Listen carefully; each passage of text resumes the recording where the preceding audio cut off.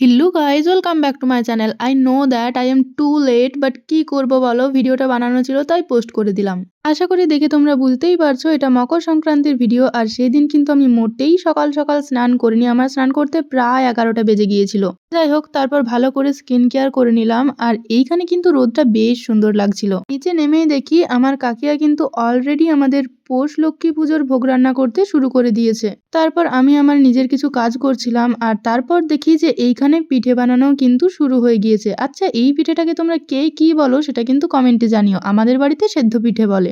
আর এই হচ্ছে আমাদের লক্ষ্মী ঠাকুরের ভোগ।